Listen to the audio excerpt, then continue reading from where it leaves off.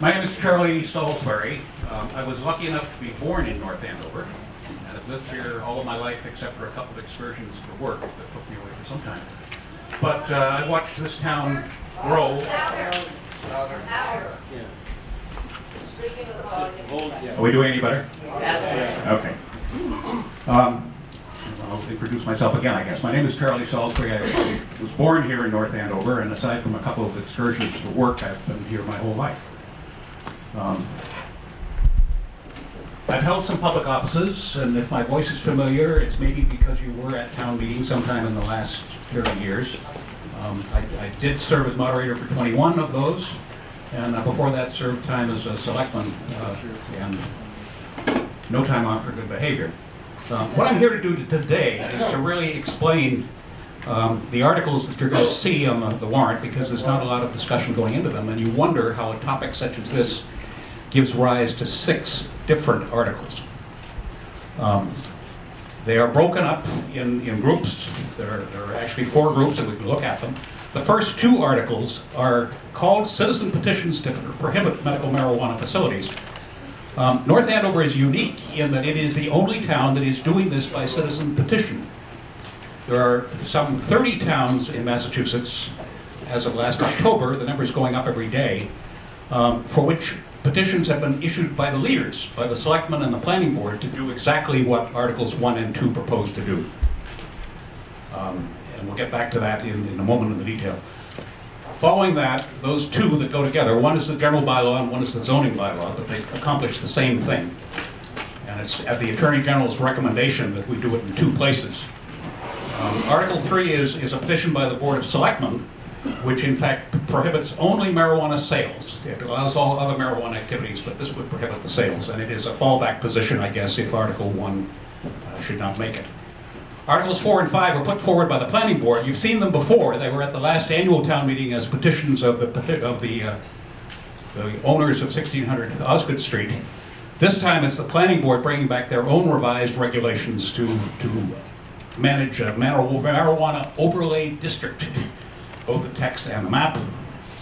And the 6th article really has no bearing. It was a petition issued by the applicant to authorize the town manager and the selectmen to negotiate a host community agreement, but in fact those boards are empowered to do that without any vote of town meeting, so this is unnecessary, but it's nonetheless on the agenda.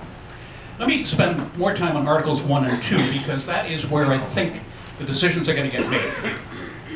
Article 1 calls for amending the zoning bylaw, the general bylaw of the town, to prohibit marijuana establishments. It turns out that back in 2016, when there was a question on the ballot, the presidential ballot, that legalized marijuana within Massachusetts, that law provided for local control, so that cities and towns could individually vote to limit, or in fact exclude totally, marijuana establishments.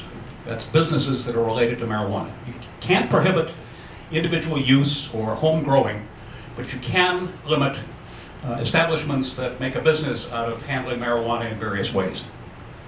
And it turned out that following that ballot vote in November, many towns put forward articles at the next special town meeting, or even ballot questions at the next municipal election, saying, do we want in this town to exclude marijuana activities?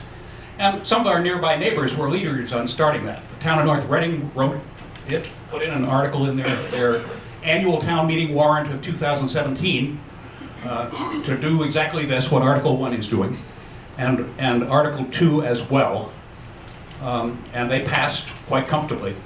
Linfield, North Reading, Wakefield have all done that way in advance of what's going on, as well as further away places like Westboro and Spencer and lots of Massachusetts communities. Turns out that if you analyze what happened in 2016, the ballot question passed the state. It failed in 92 of the 351 cities and towns. And a lot of those towns, and including some of the towns which passed it, have taken the action to allow local control by reducing or eliminating marijuana establishments. Since this is the first article up, we're going to be able to read pretty well what's going on. If it passes, there's not an awful lot left to do for the rest of the meeting. If it passes, marijuana, like North Reading and Linfield, and as of Monday night, before this meeting, the town of Andover, next to us, South Andover we might call them, will have passed the same kind of article at their town meeting. So North Andover is standing kind of unique, and our leaders, our selectmen and planning board seem to be listening to the applicant who's putting forward with this, because in fact the applicant is a very well-funded consortium of people who want to get this thing through for the sake of the money. And they will promise lots of things going on. They're buying lots of help where they can get it. All the well-meaning people who stand up in front and support this all have a vested financial interest in it. Some of it has gone to hiring former selectmen to go out and host community parties to get people to support it.